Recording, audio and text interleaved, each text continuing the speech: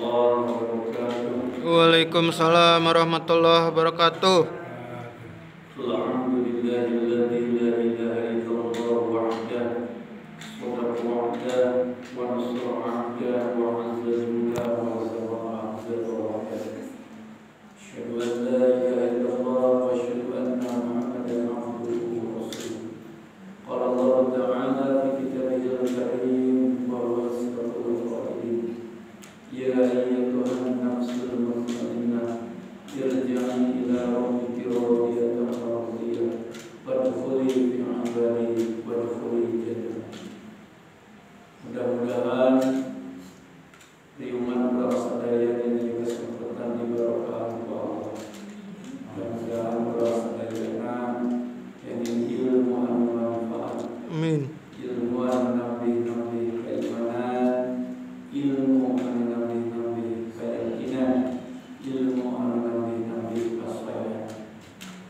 Anu nuju ke dalaman mudah-mudahan saegalana dirahmati Allah. Anu nuju ke rezeki mudah-mudahan digampilkeun dilancarkeun dibarokahkeun rezekina. Anu nuju diuji berbagai masalah mudah-mudahan dipasihan jalan keluar anu barokah. Allahumma inna nas'aluka ilman nafi'an wa rizqan thayyiban wa amalan mutaqabbala. Amin ya rabbal alamin. Lawarin kusim bermimpi hormat kekaraos waktu berlalu begitu cepat bagi kita. Minggu ke minggu, bulan ke bulan kekaraosnya elek. Alhamdulillah umur urang sadaya ayeuna dugi kana sasi Dzul Hijjah. Secara angka memang umur terus nambihan, tapi secara hakikat tiap dinten umur urang terus ngira. Mudah-mudahan urang sadayana dipasihan umur anu barokah. Amin. Khairukum man qala umruhu wa hasunul amal. Saya harjeun nyaeta jalmi anu panjang umurna sareng sae amal badanna. Walawargi bulan Dzulhijjah salah saweus bulan anu dimuliakeun ku Allah. Di antawis 12 bulan aya minha arba'atun hurum, 4 bulan anu dimuliakeun. Dzulqa'dah, Dzulhijjah, Muharram sareng Rajab. Di bulan Dzulhijjah aya 2 amalan anu kacida agungna, nyaeta haji sareng kurban. Haji sareng kurban seperti 2 sisi mata uang, teu tiasa dipisahkeun. Pami haji pasti kurban, pami kurban pasti di waktu haji. Teu tiasa urang kurban di bulan Ramadan. Acan abdi mah kewe kurbanan bari bulan di bulan Rabiul Awal biasa dulu. Teu tiasa kada sareng waktuna sareng ibadah. Nah, margina ibu bapak, margi haji sareng kurban eta hakikatna cerminan kehidupan, cermin kehidupan manusia. Secara bahasa haji tina hajja yaudu hajja, anu artina menuju ke mana? Menuju ke Baitullah. Baitullah hartosna bu cek bahasa tina bata yabitu bait, ketetapan. Rumah disebut bait sebab tempat menetap. Ka'bah disebut Baitullah. Awas jangan salah paham, bukan tempat menetapnya Allah, tapi itu maksudnya ketetapan Allah. Lawargi kusimpuri biki hormat sareng anu dimuliakeun ku Allah.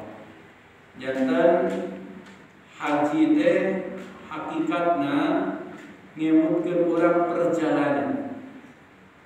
Urang sadayana hidup saat ini ibu bapak hakikatnya sedang dalam perjalanan menuju pulang. Apa ibu bapak? Perjalanan menuju pulang. Kita hakikatnya dari Allah asal dari Allah. Hari ini perjalanan pulang, esok atau lusa kembali kepada Allah. Innalillahi wa inna ilaihi Rajiun. Hakikatnya ini ibu bapak esensi kehidupan. Innalillahi wa inna ilaihi Rajiun. Kita semua asalnya dari Allah dan pasti akan kembali kepada Allah.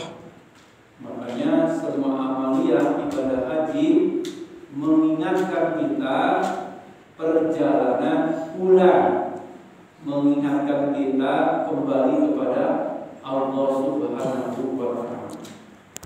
Ketika ihram memakai kain berwarna putih, melepaskan pakaian-pakaian dunia, entah harta, jabatan, kekuasaan, semuanya dilepas, dan esok atau lusa kita akan dibalut dengan kain berwarna putih, yaitu kain kafan. Ketika tawaf itu mengingatkan kita supaya jangan terlepas dari sumber kebahagiaan, sumber kesejahteraan, sumber keberlimpahan. Siapa?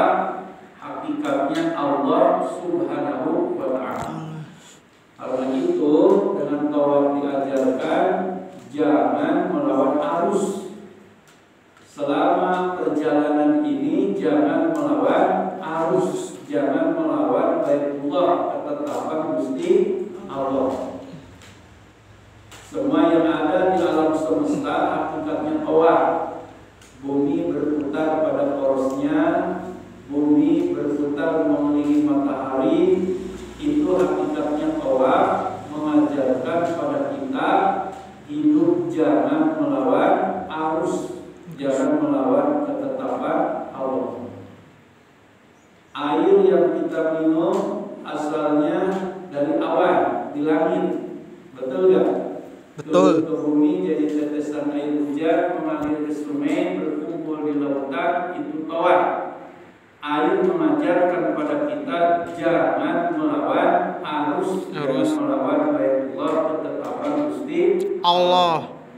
Bahkan dalam diri kita ada proses tawaf. Apa itu? Apa? Sirkulasi darah. Tawafnya aliran darah mengingatkan kepada kita hidup jangan melawan arus. Jangan melawan ketetapan Gusti Allah. Kalau perjalanan hidup ini kita pengen happy, pengen bahagia sampai berjumpa dengan Allah Subhanahu wa Ta'ala. Hadirin rahimakumullah, supaya perjalanan ini kita bahagia. Nah, bahagia kok sampai nanti kembali pada Allah radhiyallahu anhu wa radwan, maka kita harus kurban. Apa itu Bapak? Kurban. Kurban secara bahasa artinya apa? Dari kata qoroba yaqrobu kurbanan, yang artinya mendekatkan diri kepada siapa? Allah. Kepada Allah. Kurban itu hakikatnya melepas kemelekatan, tarkul irtibat. Kurban itu melepas kemelekatan. Kurban itu tarkul tamalluk, melepas rasa memiliki. Melepas rasa memiliki. Makanya dalam Quran surah Al-Hajj ayat 37, la yanalallaha luhumuha wala dima'uha walakin yanaluhu taqwa minkum. Tidak akan pernah sampai kepada Allah daging-dagingnya dan darah-darahnya, tapi yang akan sampai kepada Allah apa? Ketakwaannya. Jadi ibu bapak, supaya perjalanan kita bahagia sampai nanti ketemu dengan Allah, kembali kepada Allah, maka harus kurban. Tarkul irtibat, melepas kemelekatan, melepas rasa memiliki. Kalau dalam Ihya Ulumuddin, Imam Al-Ghazali menjelaskan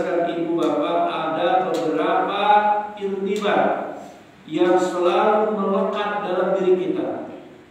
Makanya kalau jiwa kita atau hati kita masih ada rasa melekat, nah kemelekatan, maka hidup ini tidak bahagia. Sampai nanti ketemu dengan Allah, pulang ke Gusti Allah tidak bahagia. Satu apa? Tarkul irtibat alal mal. Kurban itu hakikatnya melepas kemelekatan terhadap harta. Terhadap apa itu Bapak? Harta. Makanya jangan terlalu cinta dengan harta. Karena hakikatnya kita datang ke dunia gak bawa apa-apa, pulang pun gak akan bawa apa. Semuanya milik Allah. Betul tidak? Betul. Lepaskan rasa memiliki. Kurban menyembelih sapi, onta, kambing itu simbol harta. Makanya harus dipotong, dibagikan kepada orang lain. Dalam setiap harta kita itu ada hak orang lain. Wa fi amwalihim haqqun lis-sa'ili wal mahrum. Dalam setiap harta kita ada hak orang lain. Makanya kalau kita sudah bisa melepas rasa memiliki tarafut tamaluk terhadap harta, maka akan dilepas. Ketika kita sampai pada nisab, maka akan keluar zakat.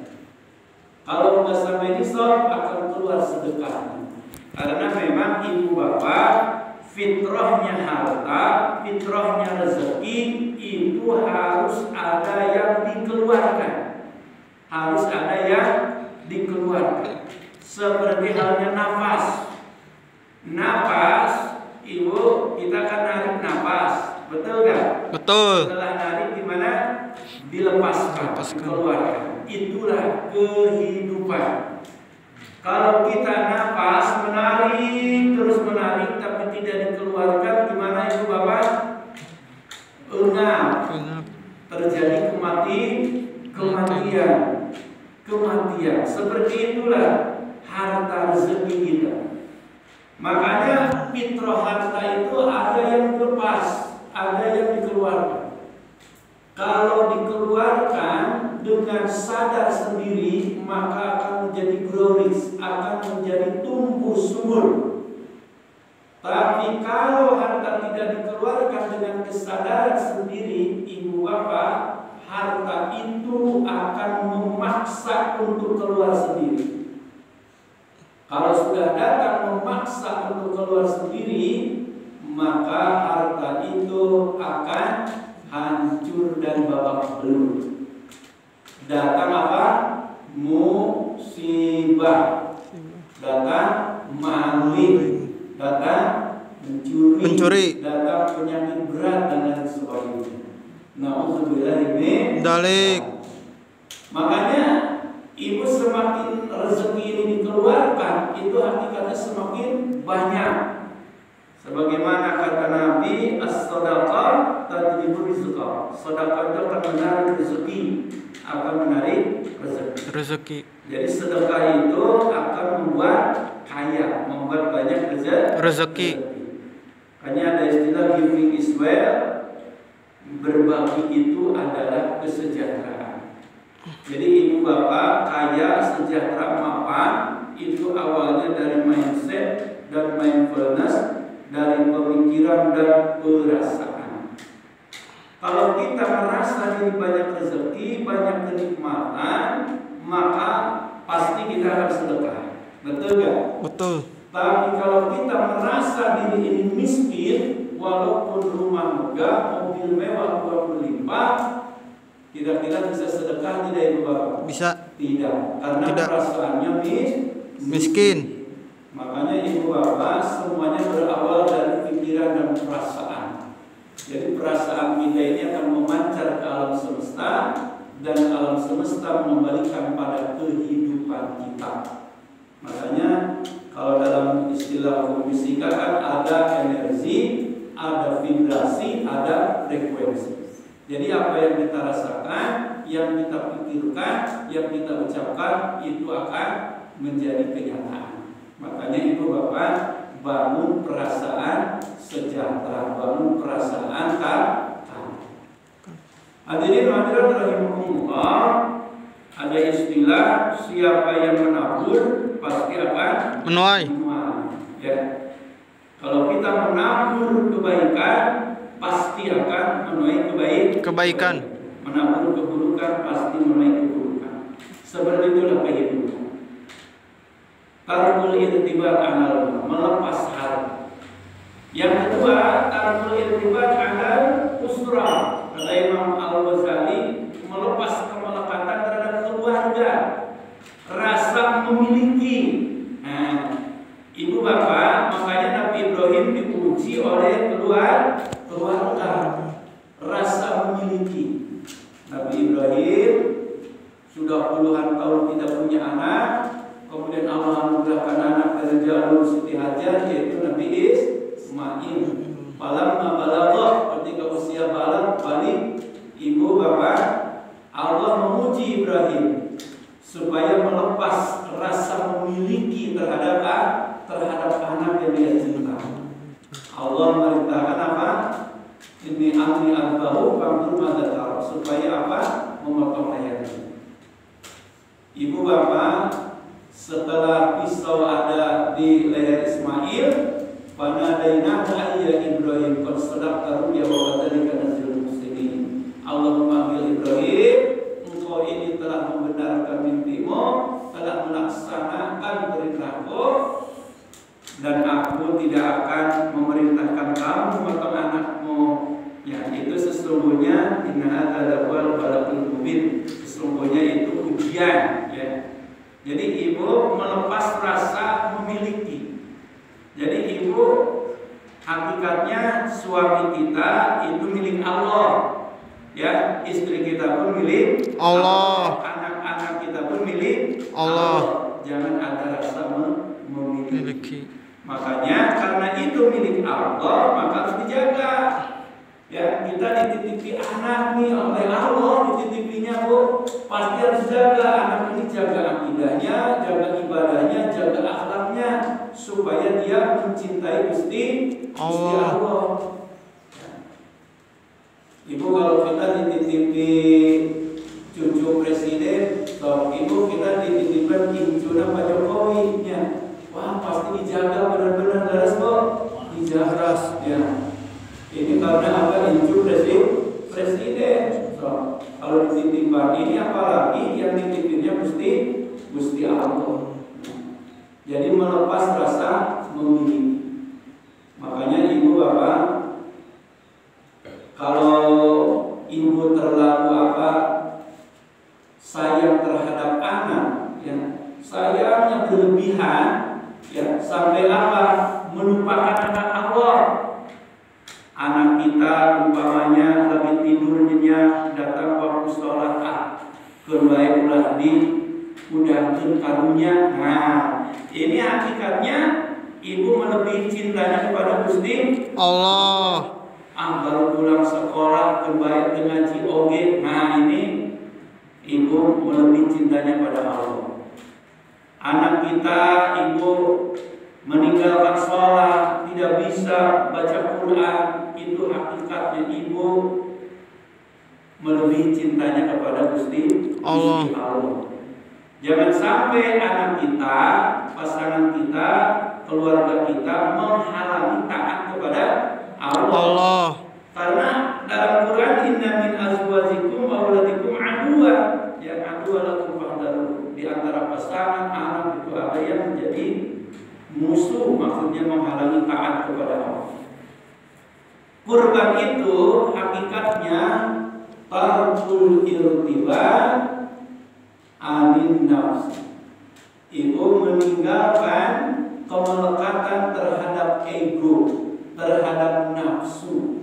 Nafsu apa? Kalau kata Imam Al-Ghazali dan Imam Al-Ghazali, nafsu wahmiyah, nafsu binatang. Kita zahirnya menyembelih hewan, tapi dalam hidup ini bersihkan hati kita dari sifat-sifat hewan. Ya, kalau perjalanan hidup ini pengen bahagia, pengen happy, ya, pengen kita sampai berjumpa Allah itu dalam surga, ya, dalam bahagia. Sifat hewan apa? Ibu diantaranya iri, ya, dengki, benci, dendam, apalagi bu, sombong, terus apa? Nah itu sifat-sifat hewan. Ibu, bapak, kalau dalam hati ini ada sifat-sifat hewan, dijamin hidup ini tidak akan bahagia. Kita punya hati iri, punya hati iri itu bahagia loh? Gak akan bahagia, betul gak? Panas bu, ya. Makanya bu, dalam bahasa Arab itu gak ada istilah surga. Dalam bahasa Arab gak ada istilah neraka. Dalam Quran apa bu? Jannah, betul kan? Betul. Jannah itu apa?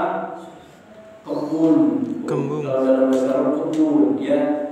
Dari kata jannah, jannah itu sesuatu yang bisa dilihat. Makanya ibu, orang yang akal sehatnya tidak terlihat namanya majnun. Majnun. Bayi dalam perut ibu namanya janin karena tidak terlihat. Makhluk yang tidak bisa dilihat apa? Jin.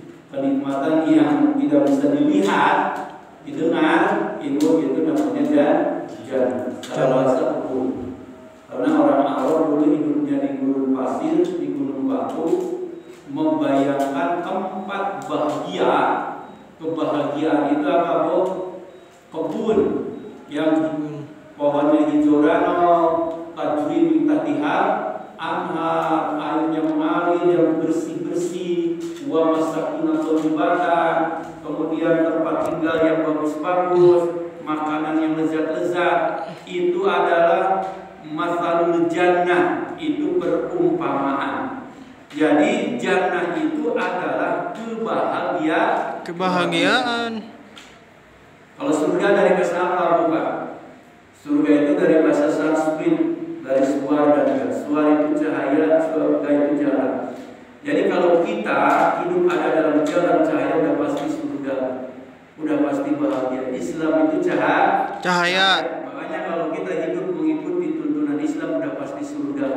Hidup ini bahagia sampai berjumpa dengan Allah, bahagia. Ketika turun Al-Quran, inna anzalnahu fi lailatul qadr. Akhir ayatnya apa? Wa ma salamun hiya tamatul fajr. Salam, kedamaian, ketenangan, kebahagiaan. Ketika kita sholat, ibu akhirnya apa? Menengok ke kanan ke kiri apa? Assalamualaikum, kedamaian, kebahagiaan. Kiri kanan akan bahagia. Itulah suara. Dalam bahasa Arab, ibu neraka itu apa? Annar. Annar itu apa? Api, ya. Annar itu api. Kalau neraka dari bahasa apa? Itu apa? Bahasa Sanskrit, ya. Dari nara dan ika. Nara itu manusia yang keinginan. Jadi kalau kita hidup ini mengikuti nafsu, mengikuti keinginan, udah pasti annar, udah pasti panas. Ya? Udah pasti panas. Ketika dalam hati kita ada iri dengki, ibu panas tidak? Panas, ya. Panas. Orang lain beli apa? Beli termos anyar nggak boleh katanya. Beli kulkas anyar meriah. Beli mobil anyar kok jadi darah tinggi. Akhirnya mau. Ya panas kan? Kita dalam hati ada benci, ada dendam pada orang. Panas gak bu? Panas. Gak ada keteduhan, panas. Kita dendam pada orang, panas gak?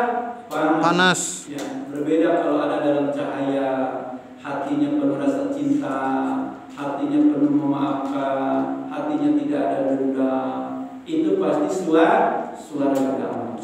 Nah ibu bapak yang dimuliakan oleh Allah, sembelih sifat-sifat binatang, tarkul irtiban, ya, alal hawa. Kemudian kurban itu hakikatnya tarkul irtiban ala dunia, melepas kemelekatan terhadap dunia. Jadi ibu ibu bapak dalam hati kita ini lepas, jangan ada kemelekatan yang terhadap dunia.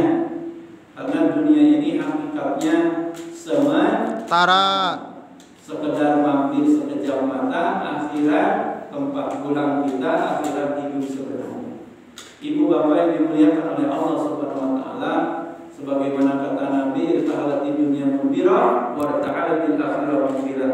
Dunia ini setiap hari meninggalkan kita, dunia di belakang, akhirat setiap hari mendekati kita, akhirat di depan. Jadi dunia setiap hari kita tinggalkan, akhirat setiap hari kita dekati.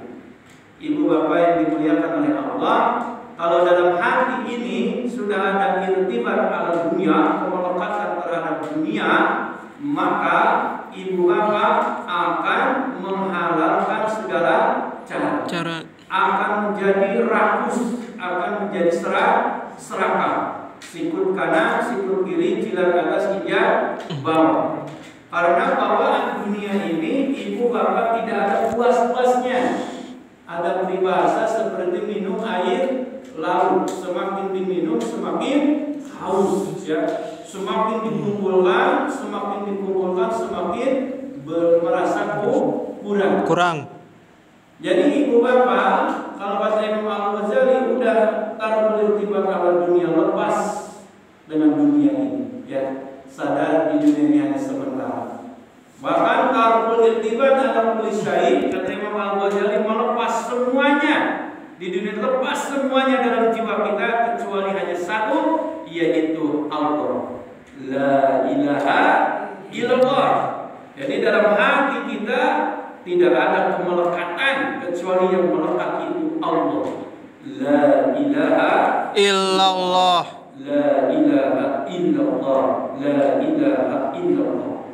Makanya kata Nabi, "Man mata wa huwa ya'lam annahu la ilaha illallah dakhalal jannah." Siapa yang mati jiwanya tidak ada kemelekatan kecuali la ilaha illallah, maka dia akan masuk surga. Dia masuk ke tempat bahagia.